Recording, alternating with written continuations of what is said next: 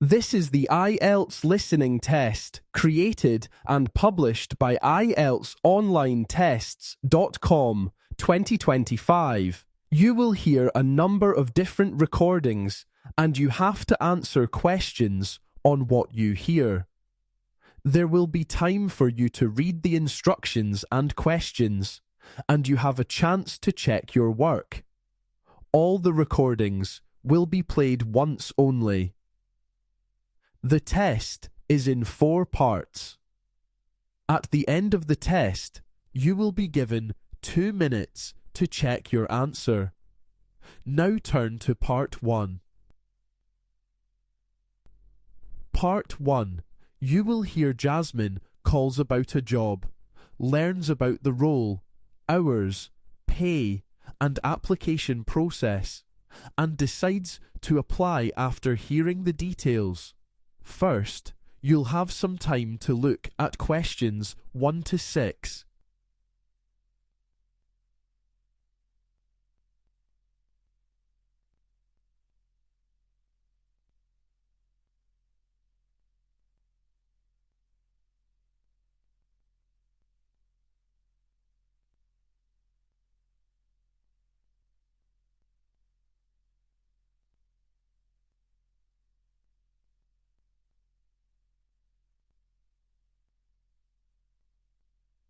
Now listen carefully and answer questions 1 to 6.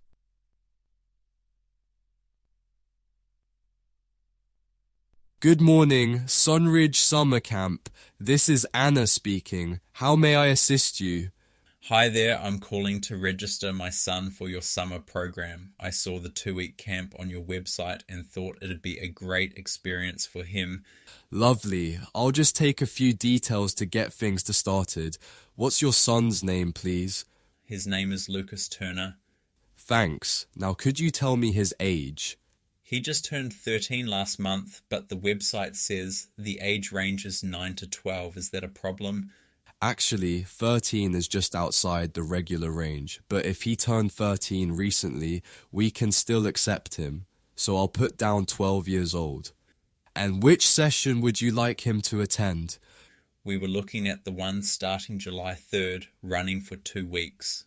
So, from July the 3rd to 17th, correct? Yes, that's right. Can I have your home address for our records? Sure, it's 21 Maple Grove, Ashbury. That's Ashbury. Maple Grove, Ashbury. Got it. And what's the best phone number to reach you? My mobile is 07984657392. Or we have a home number too. Wait, never mind, the mobile's better. Any medical or dietary issues we should be aware of? He's vegetarian, but that's more of a preference. The only real concern is his peanut allergy. It's not extremely severe, but we do carry an EpiPen just in case. Duly noted. Now, we offer a range of activities. Are there any that Lucas is particularly interested in? Oh, he loves all kinds of outdoor stuff. He's not really into crafts or drama, but he's especially keen on swimming and archery. So. Before you hear the rest of the conversation, you'll have some time to look at questions 7 to 10.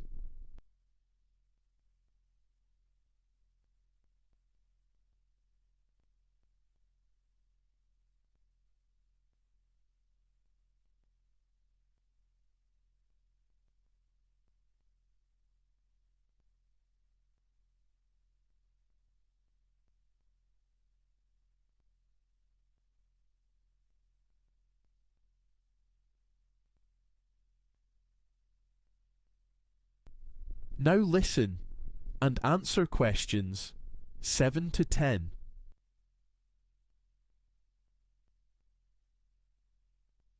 We've got both of those. Has he attended an overnight camp before? No, he hasn't. He's done day camps back home in York, but this will be his first time staying away from home overnight. Thanks. We'll make sure he's placed in a beginner group. Will Lucas bring his own sleeping bag? I thought he had one, but it turns out it's too small, so we'll need to borrow one from the camp if that's possible. Absolutely, we have spares for hire. There's a small charge which I'll include in the invoice. And how will Lucas get to the camp? Originally we were going to send him by coach, but since we'll be in the area anyway, we've decided to drop him off by car on the morning of the 3rd.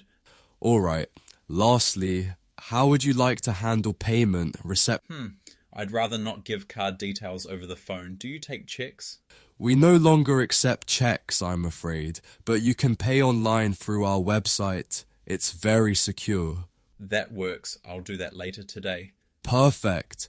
Once payment is made, you'll receive a confirmation email with all the details. Let us know if anything changes. Will do. Thanks for all your help. That is the end of part 1.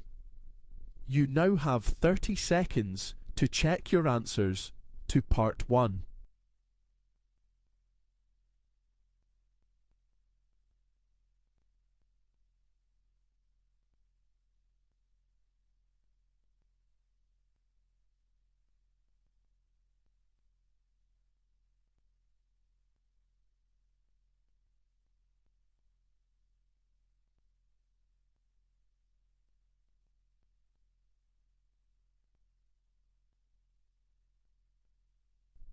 Now turn to part 2. Part 2. You will hear the speaker discusses how to support children in developing resilience by managing risks, fostering independence, and encouraging problem solving. First, you'll have some time to look at questions 11 to 13.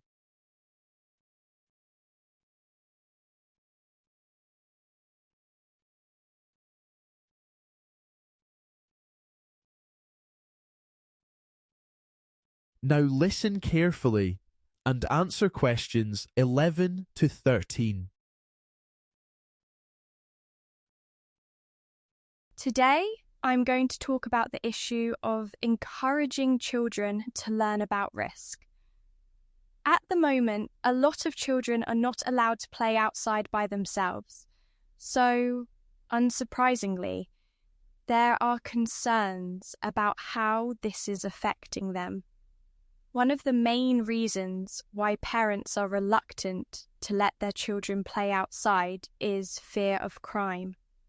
They worry that their children might be abducted or harmed in some way by a stranger. But research shows that the chances of a child being abducted are very low. In fact, they are far more likely to be injured in a car accident than to be abducted.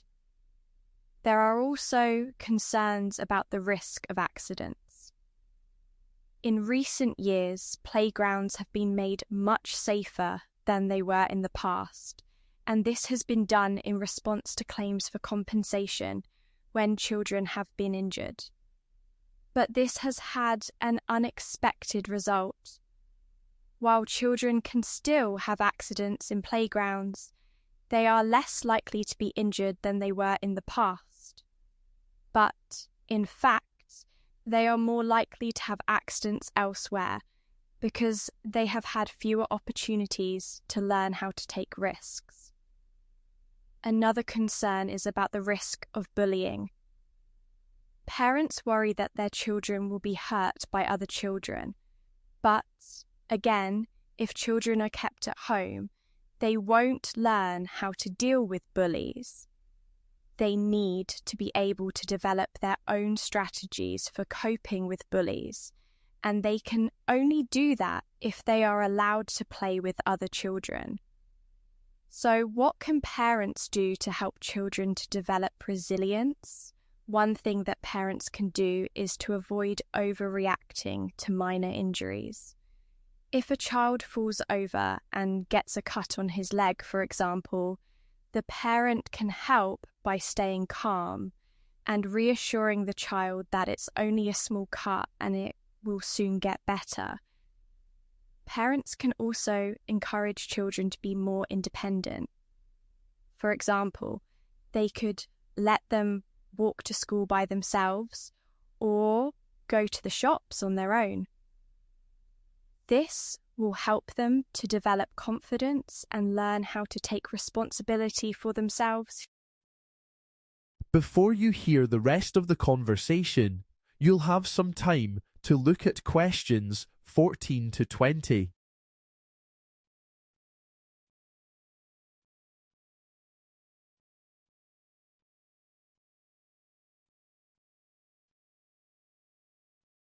Now listen and answer questions 14 to 20. It's also important for children to learn how to manage risks. Parents can help by encouraging them to think about the risks involved in different activities and to decide for themselves whether or not they want to take those risks.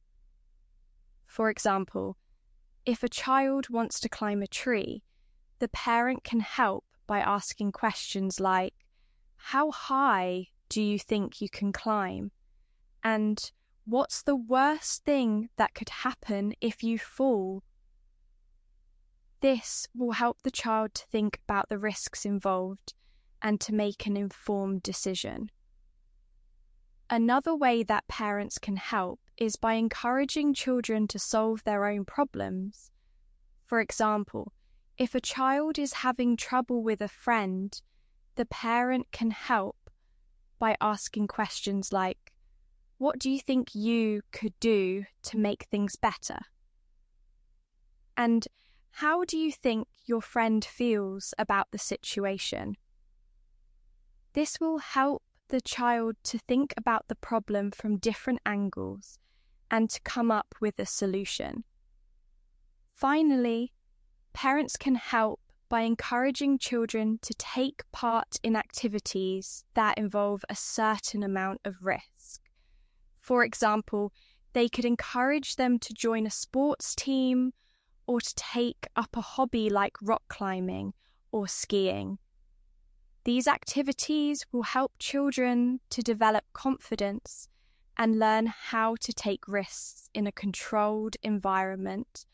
So, in conclusion, it's important for children to learn about risk, and parents can help by encouraging them to be more independent, to manage risks, to solve their own problems, and to take part in activities that involve a certain amount of risk.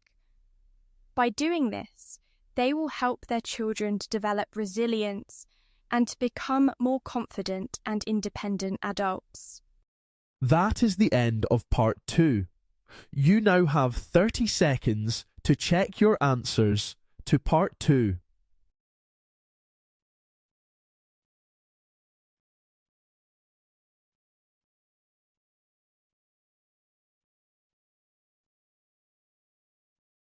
Now turn to part 3.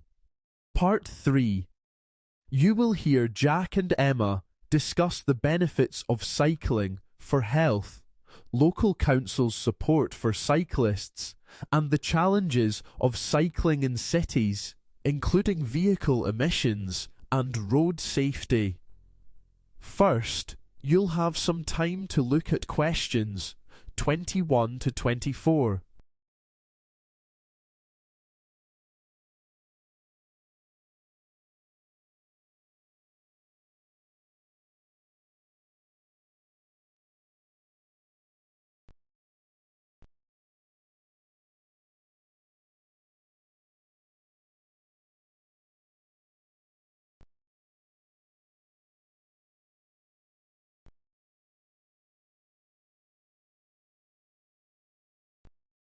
Now listen carefully and answer questions 21 to 24.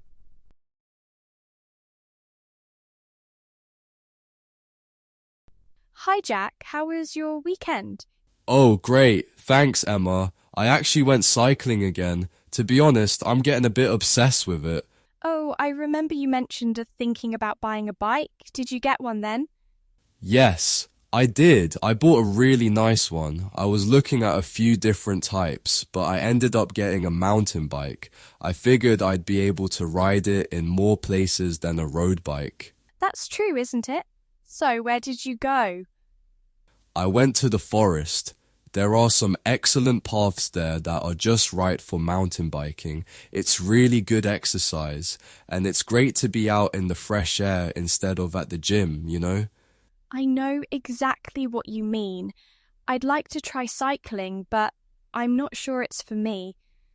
I think I'd be a bit scared of riding on the roads. Well, I was too, but it's fine once you get used to it. You really should try it.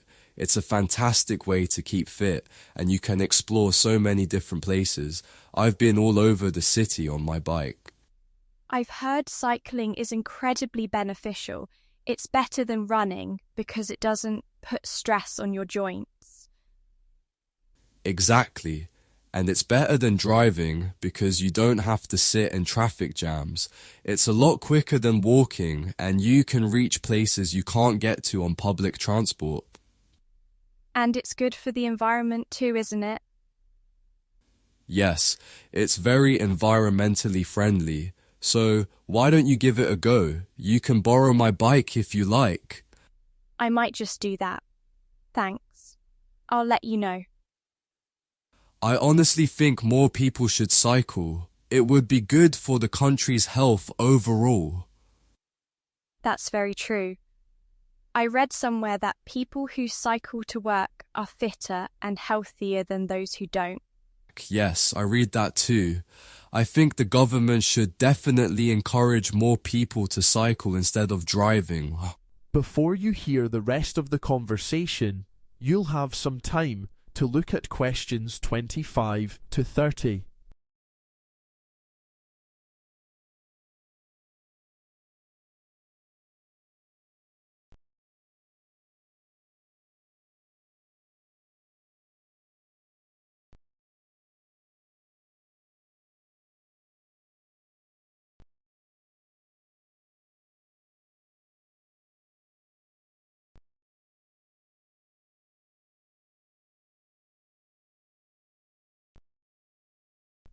Now listen and answer questions 25 to 30.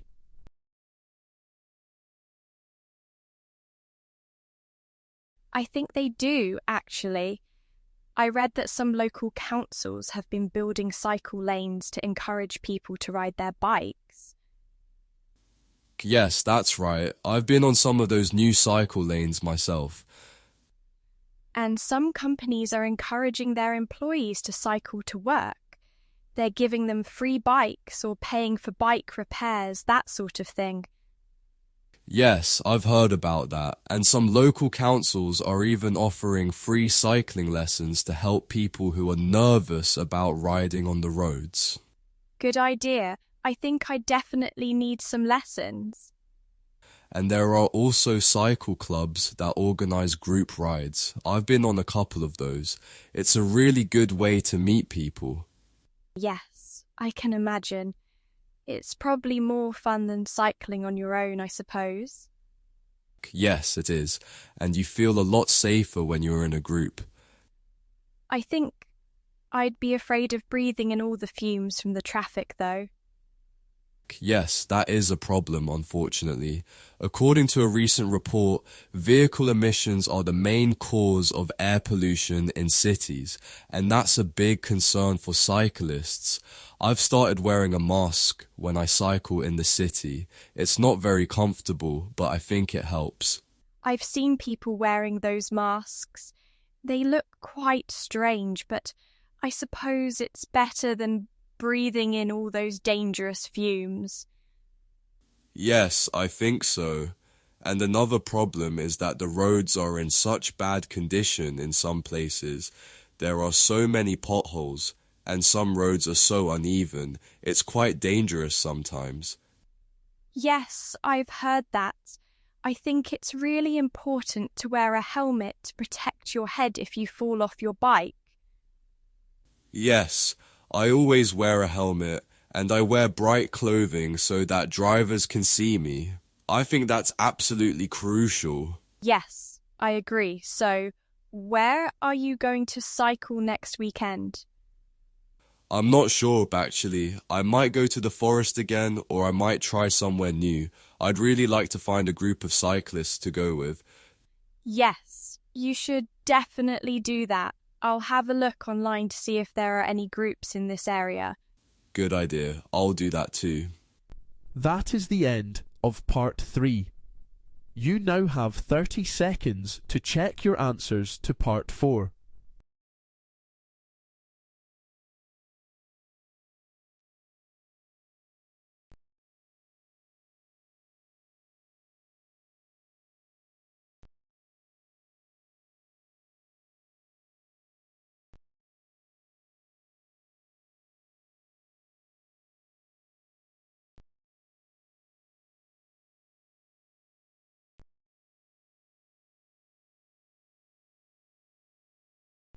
Now turn to part 4. Part 4. You will hear the talk covers the history of American film, highlighting silent films, the emergence of sound films, the golden age of Hollywood, the impact of television, and the rise of independent films. First, you'll have some time to look at questions 31 to 40.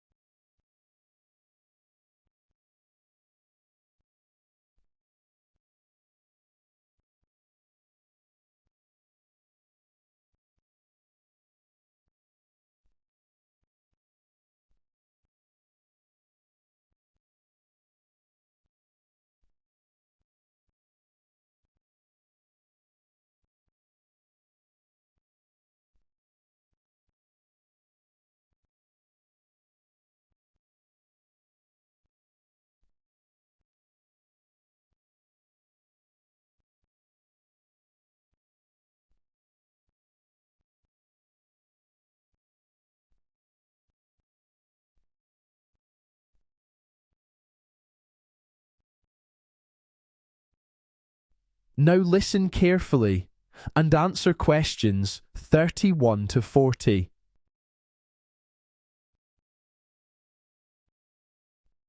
Good morning, everyone.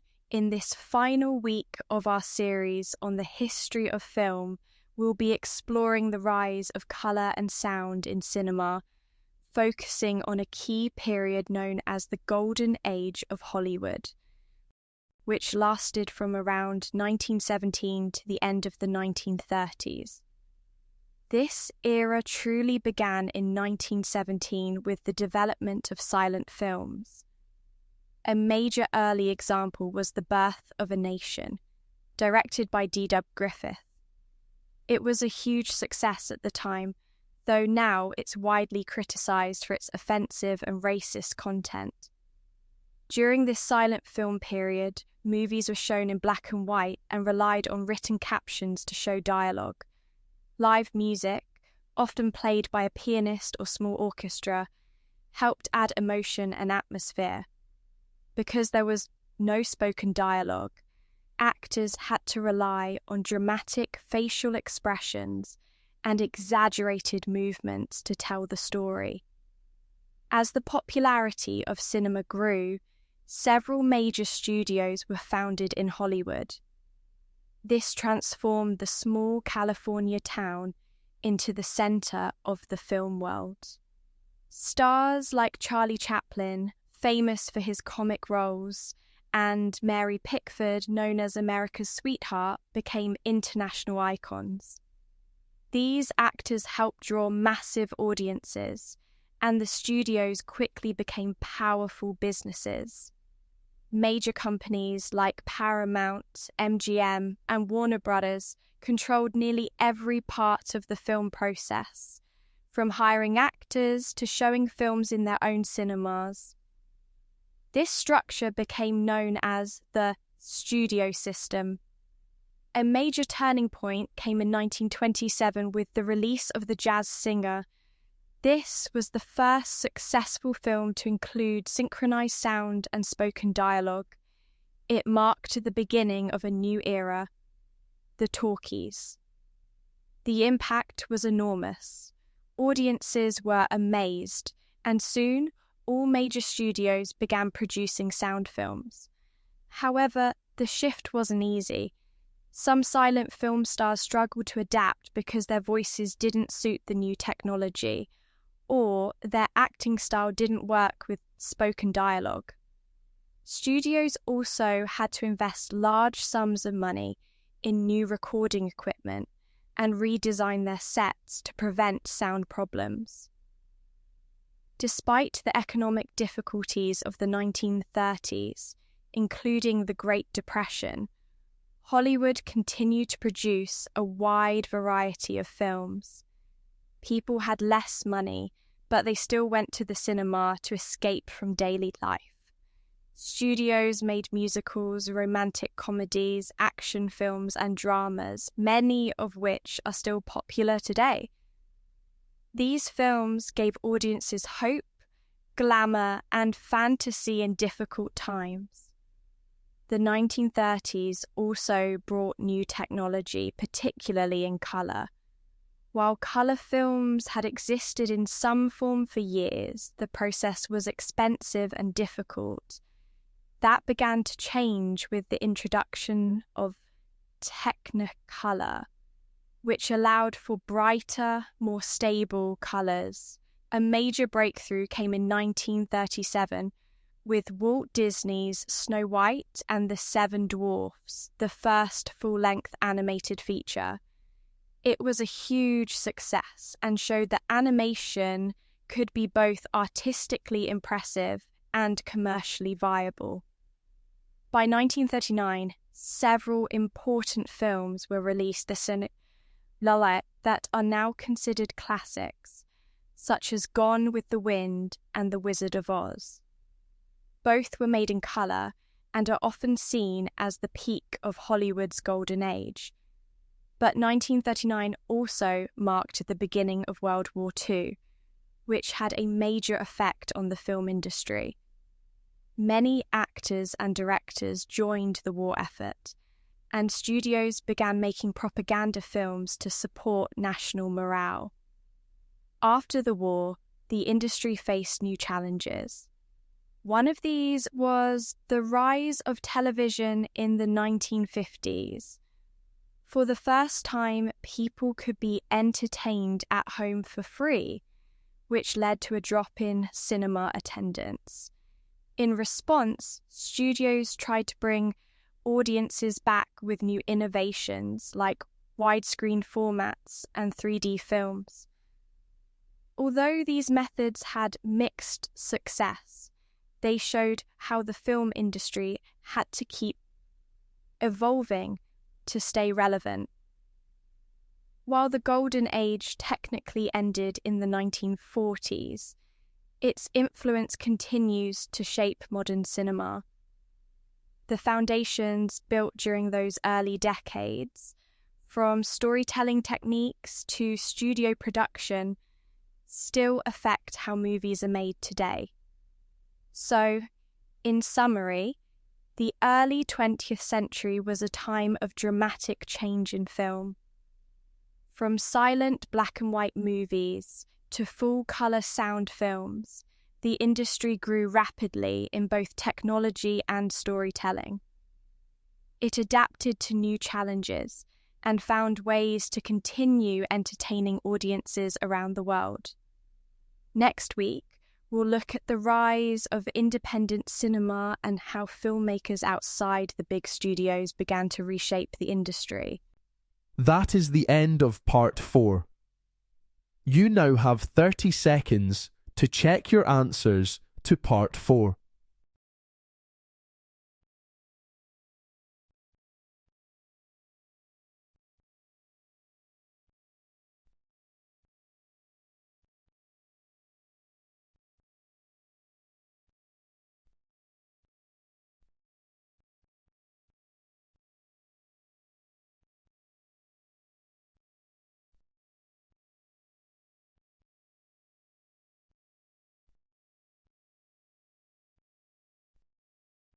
That's the end of the listening test.